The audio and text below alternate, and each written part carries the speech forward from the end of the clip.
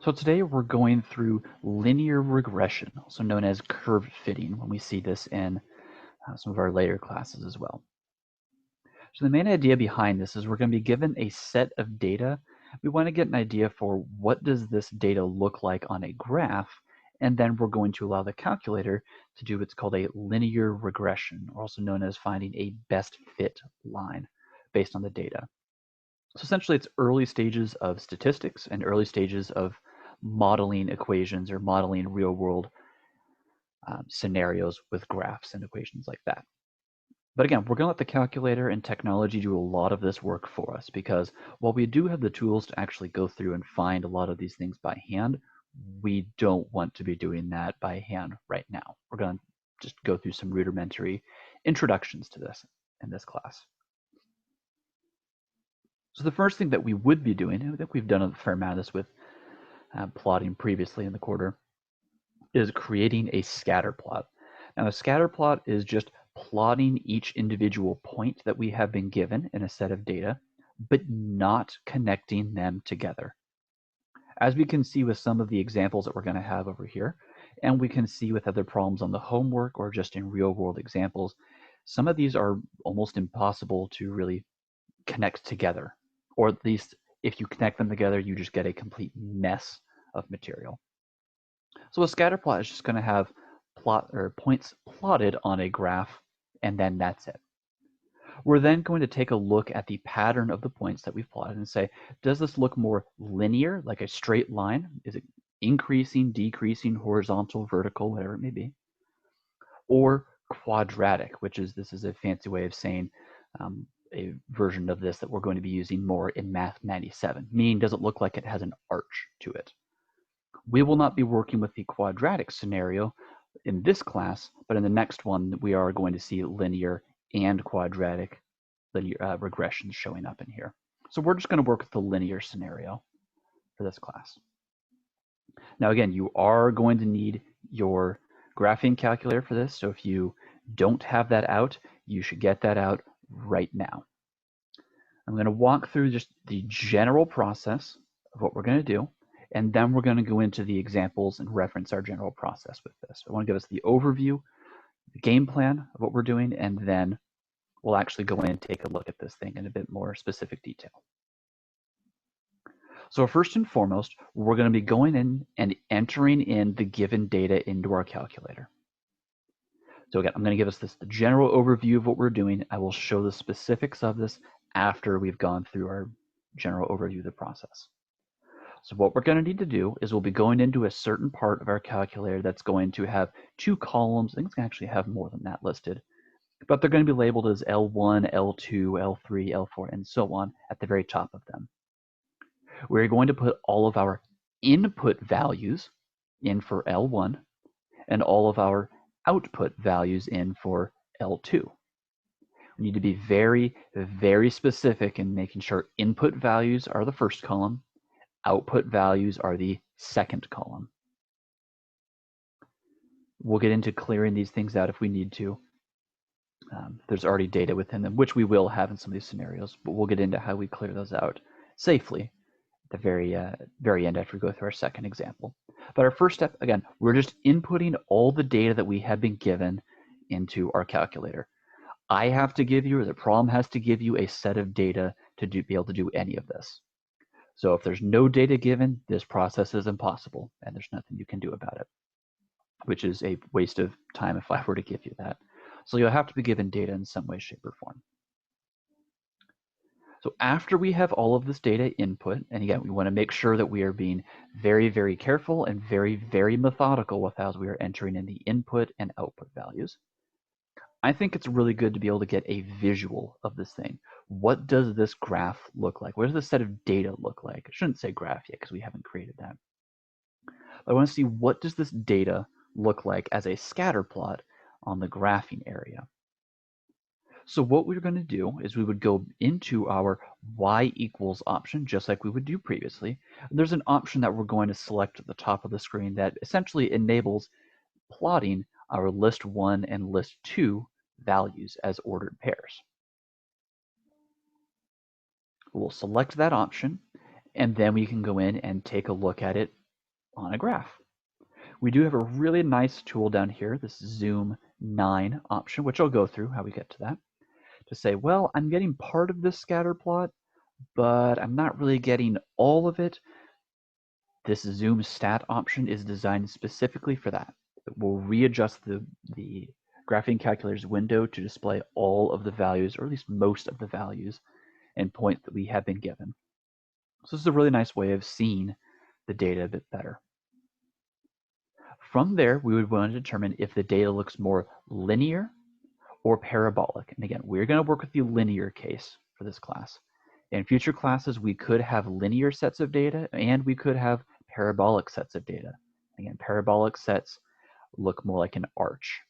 Either it's going up to down or down to up. But again, that will be something that you will cover in future classes. We are only looking at the linear examples here. So we should always be seeing linear graphs showing up. So then after we've determined, okay, I have a linear looking set of data here. I've plugged it in. I've seen what it looks like. The other reason I'd recommend doing this is to see if you have entered anything in incorrectly here. A visual of that data will show any outliers that we have really, really effectively. At least I think it does. And I've made some mistakes of plugging in the wrong values into here.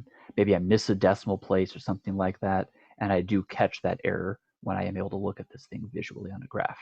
So there is value to doing this, even though we know we should be getting linear equations showing up. So once we've done that, we're going to actually then do the linear regression. And by we, I mean the calculator is going to do that for us. So what we're going to do is we're going to get a series of buttons that we're going to be clicking in here, and we'll go through this.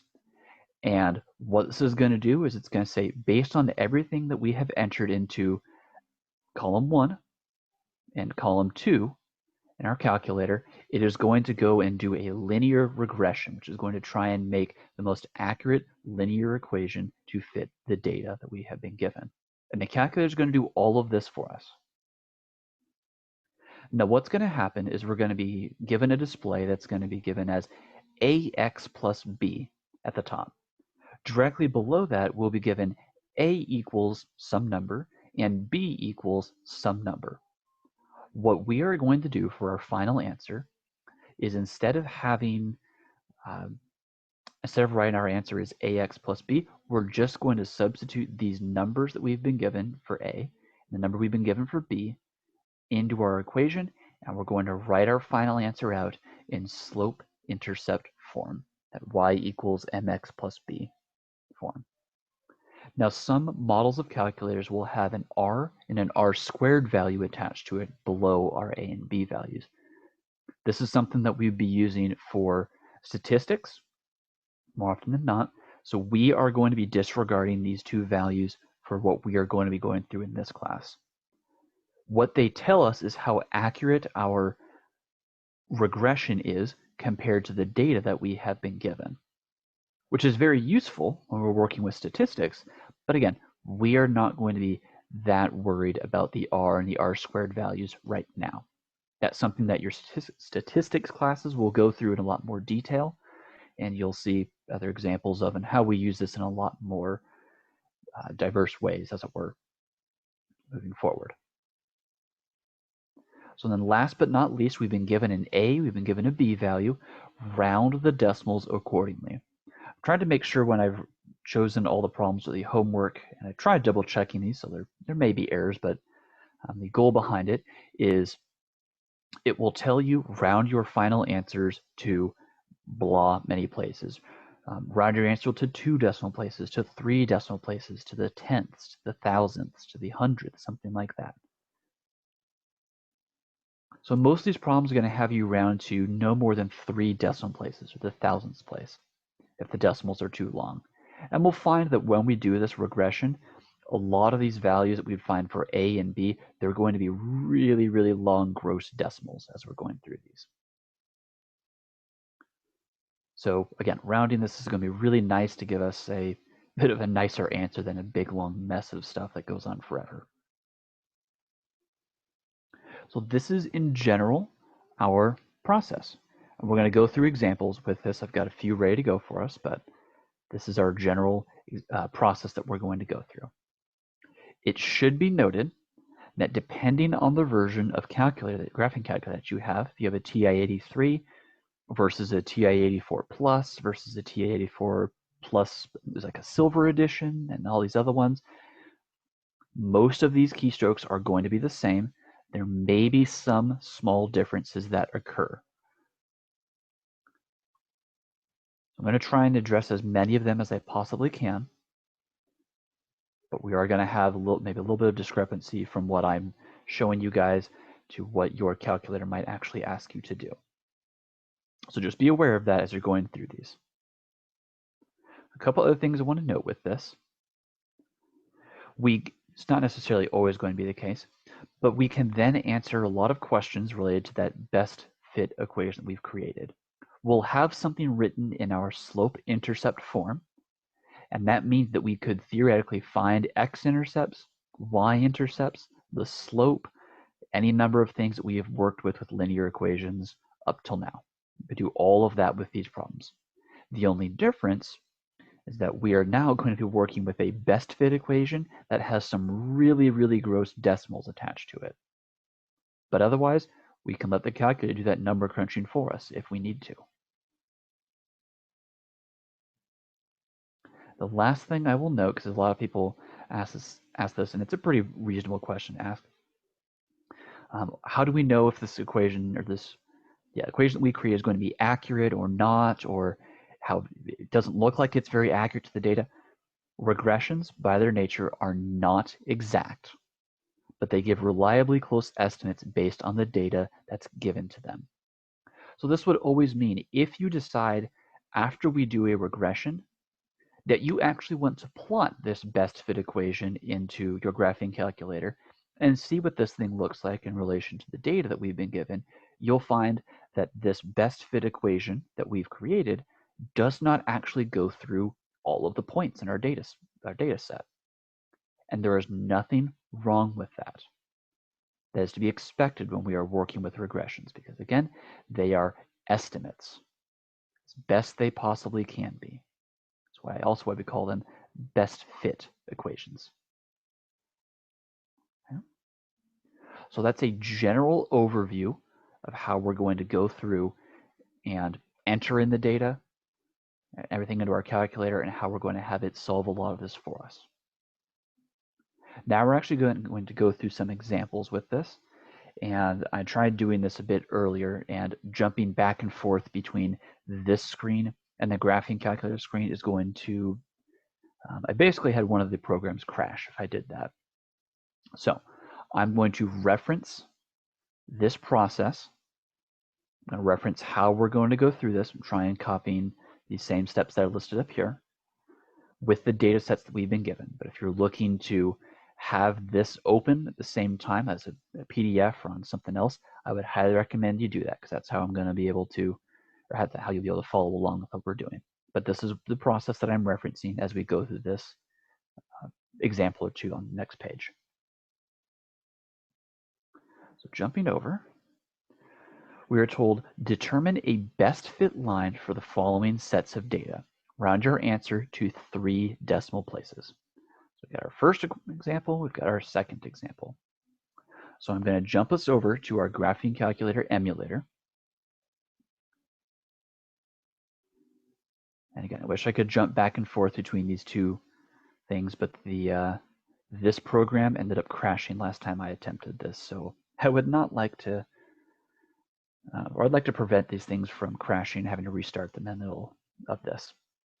So I'm going to reference the material that we have on the other side, the other page I should say, but I'm going to leave us all on the emulator page here. So we've been given a set of data with a bunch of x values and a bunch of y values in it, and we're told to determine a best fit line for the following sets of data, and then round our answer to 3 decimal places. So what we're going to do to start this thing off, on the main screen of our calculator, if you're not the main screen, go ahead and hit second, quit. There's the second mode option. That's the universal take me to the home page button. So what we're going to do first, because we need to enter our set of data into our calculator, I'm going to go into Stat. There's a button right here. Go into Stat. I'm selecting the first option, Edit. It's going to bring up this list here. Now, if you are someone who has a whole bunch of data points that are listed in column 1, column 2, column 3, column 4, anything like that, what you're going to do is you're going to take this directional pad here, go up so that L1 or L2 or whatever is listed, and then you're going to hit clear. You might have to hit it once or twice, and then scroll down to that list, but it should clear everything in that column. You want to make sure all of these columns are cleared out before you start entering in any kind of data. So you would go to the top, clear list 1, go over clear list 2, go over clear list 3, and so on. So if everything is cleared out, now we're going to start entering in the data from the table that we've been given into our calculator. Again, the input values go into list 1, the output values go into list 2. So I'm going to start entering in the input values. I'm entering in 1, enter, 2, 3, and so on. So I'm going to go through and enter these in.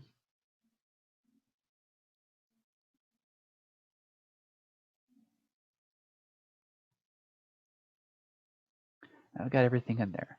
So my input value is 1 to 8, so I've got 1, 2, 3, 4, 5, 6, 7, 8 listed. You will always see this little blank area at the end with a dot, dot, dot. All that's there for is just to ask, do you want to enter anything else in? And we can leave that as it is. Once we have all of our input values entered in, we're going to click right on the directional pad up here. And now in list 2, we're going to enter in all of the output values. So again, referencing that previous page that we have, again, jumping back and forth is going to be a pain, but I'm just going to enter in all of the output values that correspond with their input values. So on the table, I have 1 as the input, 20.7 as the output. So I'm entering 20.7, enter. I have 2 as the input, I have 19.1 as the output. And continuing on with this pattern all the way down. 3 had 16, 4 had 13.9, 5 had 10.3, 6 had 8. You could list 8.0 if you'd like to. It will automatically show up just as a 8 in here. It won't have the decimal place in there. That's fine. That's not going to mess with the data at all. We had 3.1 for 7. And now for our last part here. 8 has the output value of negative 1.2. Make sure when you are entering in a negative value, you use this negative down here at the bottom of the screen. Do not use the one on the side. One on the side here is a subtraction sign. One on the bottom is a negative sign. We're working with a negative number, so I'm entering in negative 1.2. If you hit this subtraction sign on the right over here, you will get errors showing up when you try and plot this thing, and the calculator will say that pretty clearly. It won't let you graph anything. So use this button down here for the negatives, not the one on the side. You could think of this column as the operation columns. We've got the operation for division, the operation for multiplication, the operation for subtraction, the operation for addition. So this one's subtraction, this one is negative. Make sure you're using this negative button when you are trying to enter negative values in for data here, for either of the columns. So after we have all of our input values entered, we have all of our output values entered, we're done on the screen. I always recommend taking a final check to see, okay, I have my inputs and outputs all lining up with the data that's been given to me, but we're good on that front. So we're going to return to our home screen. So we're going to go to second and mode for the second quit option. So we're back at the home screen now. Now we want to take a look at what this thing looks like on a graph. I think this is really nice to be able to see a visual of this thing. So we're going to go to the top left corner of our calculator. We're going to go into y equals right at the top here. If you have any equations listed in here, go ahead and clear those out. So you would use the directional pad to scroll up or down, and then use the clear option to clear any and all equations that you have entered in written out. Once you've done that, we're going to the very top. We're going to go hover over this plot 1 option. So using the directional pad, we're going to go up to plot 1 and then hit enter. If you scroll down to y equals or y1 equals whatever, you should notice that plot 1 is selected. This means that now I'm going to plot the set of data that has been given to me. If you would like to turn this off outside of using these problems, you would go back up to that problem, or that little area, hit enter again, and now, because it's not selected, it will not plot that set of data that we have been given. I'm just showing this part so because a lot of people want to know how do we turn that off when we're working with other sets of data. And we just, again, go up, enter. Now it's active. Go up, enter, and now it's not. So we want it active. So we want to see what this set of data looks like. So I'm going to go up, click enter. It's got that black background around it, which means it's been enabled. So now we can take a look at what this thing looks like on a graph. So we're going to go over to our graph option in the top right. Go ahead and click on that.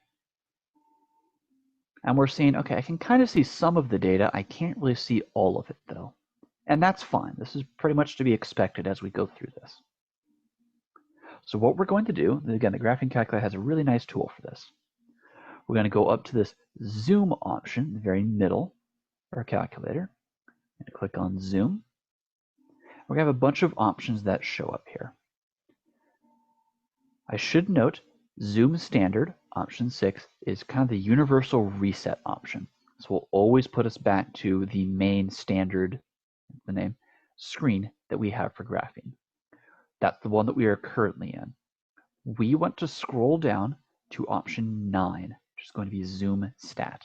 So using the directional pad, I'm going to zoom down to that. So zoom stat tells the calculator adjust the zoom based on the statistics that we are using, which is generally going to equate to the set of data that we have entered. So once we are hovering over that, go ahead and click enter. It should readjust the data to look something about like this. And we're seeing this looks kind of linear based on how it's going. Looks like it's a downward facing, or it's got a negative slope, if nothing else. So okay, so we have a linear equation or linear looking data set, which is fantastic. That's what we're going to be working with. And again, this is to make sure and ensure that we're having everything showing up and all the data has been entered in correctly. I've seen some people, and it's happened to me, where maybe this point in the middle is actually way, way, way up here. And that means we've entered in a set of data or a data point incorrectly. So doing that.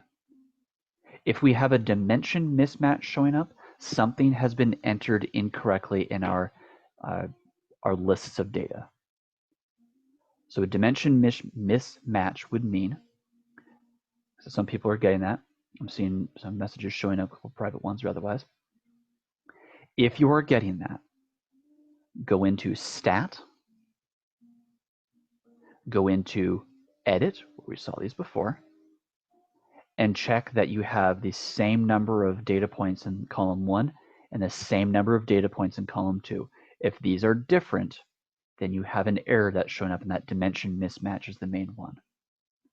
If those are the same, then it may end up being one that I might need to take a look at and try and diagnose on a one-on-one level. But the most common occurrence that I've seen with a dimension mismatch show up is the first column has a certain set of data.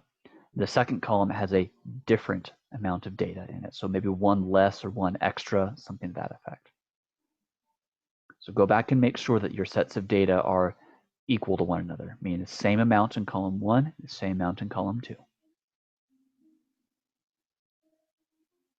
Because we should be getting something like this showing up. And again, we're going to have some differences showing up with these.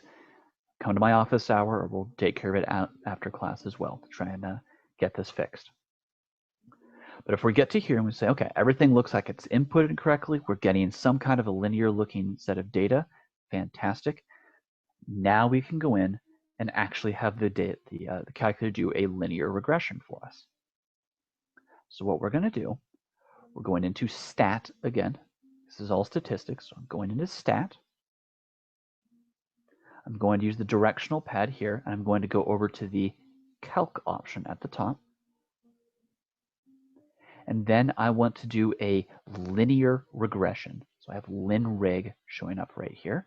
I'm going to go down to option 4. I'm going to hit enter. Now you might have it show up, some people will have this, some people won't, have it show up as the X list is like what's the X list, what's the Y list, frequency list, any of these sort of things. As long as list 1 is for the X values and list 2 is for the Y values, you're good here. Some other people, their calculator might just show linreg on the home screen. If you just have that showing up, go ahead and hit enter again. That should bring up what we're going to get to here in a second. We don't care about frequency list. We don't care about store regression equation at all. We don't want to store it at all. We want it to then go down and calculate. We should be getting a screen that's similar to this.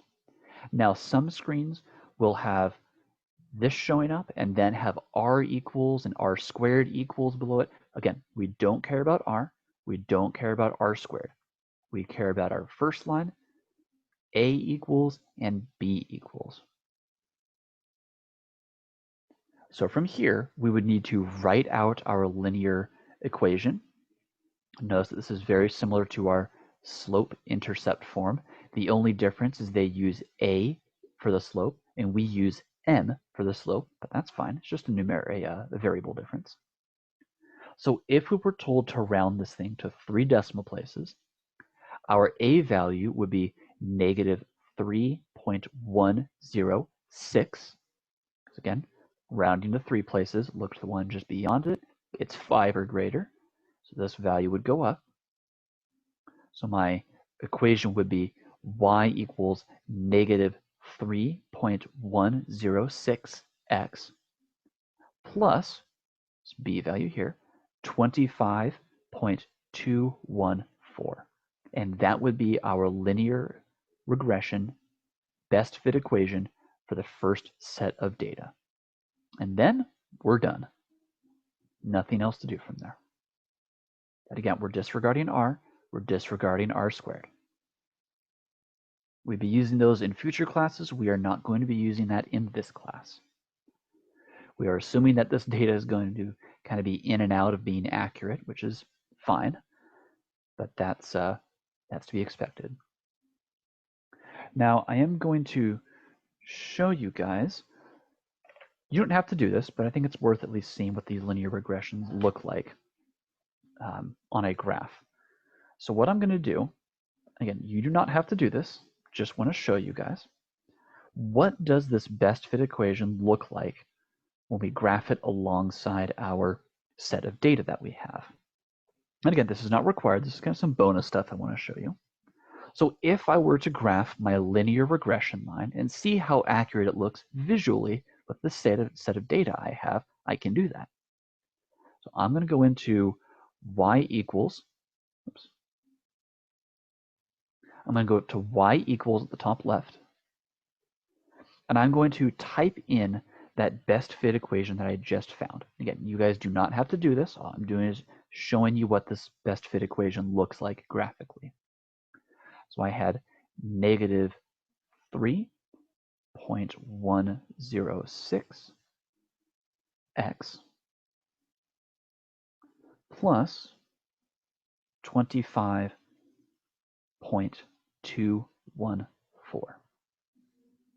And then I'm going to go up to my graph option. I can see this. So as we're seeing, okay, so here's our line. our best fit equation line, it is not going to hit every single point as we go through here.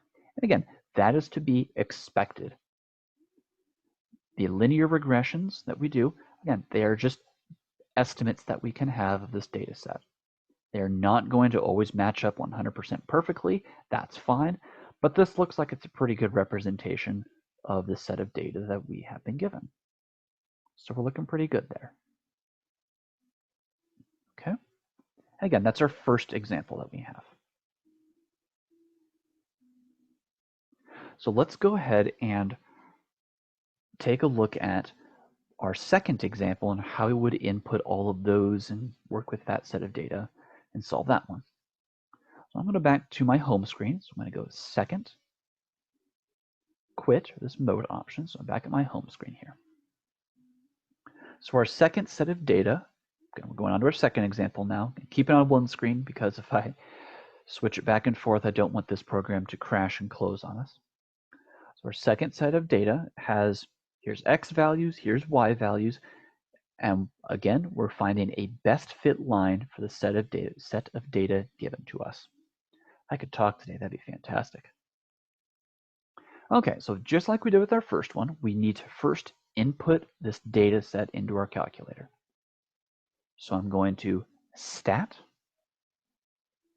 select in the first option, Edit. Now we have our previous sets of data in here and we need to clear these out. So what you're going to do is you're going to go up to the line 1 or line 2, doesn't matter which one you start with. I'm going to do line 2 since I'm right here, and you're going to hit Clear. And then you can move over to the next column. Oops, might have to hit Clear, Enter. Looks like this particular version is having you go up, hit Clear, and then Enter to clear it out. Again, some of these are a little bit different than one another. So we're on the first line, I want to clear this out. So Clear, Enter. So I have nothing listed now. Everything is blank, it's all reset, and now I can enter in this new set of data that's been given to me. So again, column 1, or list 1, that's going to be all of our input values. So I'm just entering these things in directly from the set of data that we have been given. So we have 3, 5, 6, 9, 11, 12, and 15. And again, make sure what's entered in on our calculator is the same thing we have been given on our set of data. Yep, so that looks good. So all of our input values are entered in correctly. Going over to our second list, or list 2 as it has it here, this is going to be all of our output values. And they need to match up exactly with what we have on the set of data that has been given to us. So I'm entering in 1, 4, 5, 7, 11, 12, and 16. So again, to avoid the dimension mismatch, or I think that might show up as dim mismatch, depending on what calculator you have, make sure you have the same number of inputs and the same number of outputs. That's where the most common error occurs with that. And make sure the output values match up exactly with what we have been given on the set of data as well. Once we've done that, we're good to go there. So let's take a look at what this thing looks like graphically. So I'm going to go up to our y equals option, the top left up here, to y equals. I have our previous best fit equation in here. I don't care about this because I'm working with a completely different set of data now. So I'm going to clear this out. If we have anything else in here, I'm going to clear that out as well. I want to make a best fit line. So I want to make sure that, I want to see a scatter plot, I should say. So I want to make sure that plot 1 is still selected. So it is, so we're good to go there. So from here, I'm going to go to the top right corner and I'm going to graph this thing. And we're probably getting something weird like this showing up. And that's fine. What this means is that looking at this, the dimensions are still set to our previous set of data that we had here. So all we need to do is we're going to go in and tell the calculator to adjust the zoom again to our new set of data. So we're going to go into the zoom option in the middle.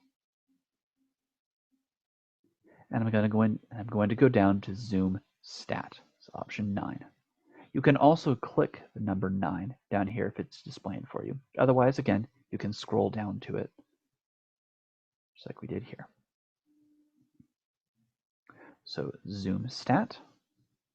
It should readjust it for us, and now we get something that looks similar to this. So the data looks kind of linear.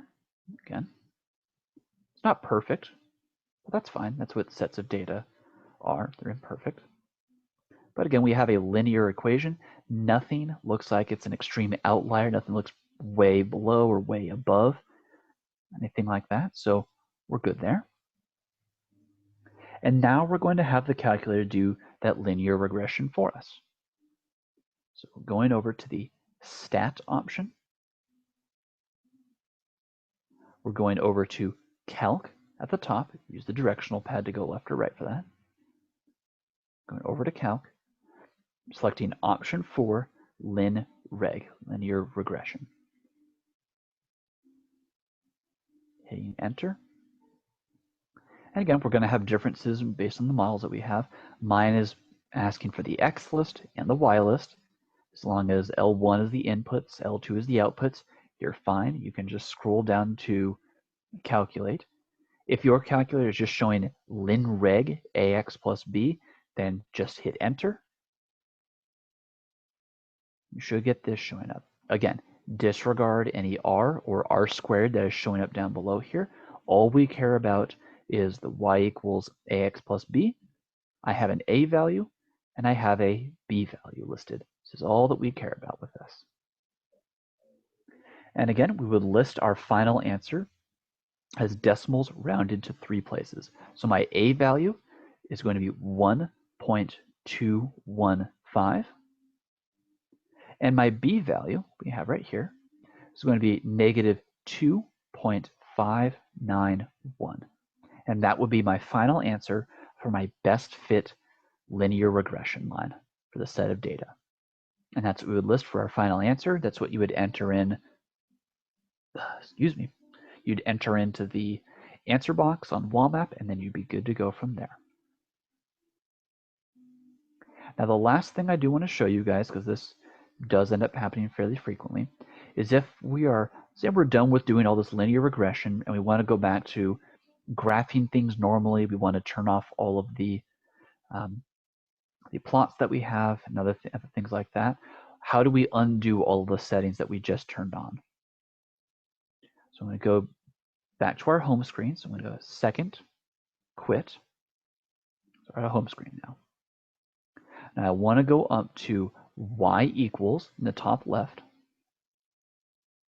And I have plot 1 that is currently still selected. I want to go up to that and I want to hit enter. So now it will not plot any of the things, the data points that we have listed in our list 1, list 2 values that we did originally. The other thing that we need to do is we need to turn off or at least reset our graph, because currently, if you click on graph, the window is still set to this very specific set that we wanted for our second example that we worked with. So we need to reset this. So what we do is go up to zoom in the very middle, and then option 6, zoom standard. And then we get everything a lot more standardized like this. So we've just reset our zoom, we've reset our Y values, we shouldn't have anything else plotted in there anymore. And we've reset our calculator to being back to where it needs to be. At this point in time, if you were to go back into stat, then go into edit again, we still have our previous lists of data in here, but now they're not being graphed, they're not working with anything else in here. If you would like to clear these out because we're not using them, you can, or you can leave them here and just not touch them. They won't do anything with the settings that we've turned off. So this is how we go through and we find linear equations, or linear regressions, I should say. And this is what you are essentially going to be doing for finding all of the linear regressions for all of the homework problems. Again, once we have that linear equation written out for ourselves or figured out, I could ask you to find the x or y intercepts. I could ask you to identify the slope. But at that point in time, we're working with, I believe it was chapter 4 material, working with slopes, intercepts, and all that stuff. We just have decimals showing up for some of our numbers is all. But this is what gets us to that linear equation that we were going to be working with. So this is everything that we have with our process for today. Again, I'll go back over and show you guys. Here's the 2 data sets that we worked with, 2 examples that we had. So our first example and our second example. Should also have the answers listed at the very bottom down here for us as well, so you can check that for yourself. So this is the new material for today. This is how we find linear regressions. I'll end our recording here because there's not much else beyond this.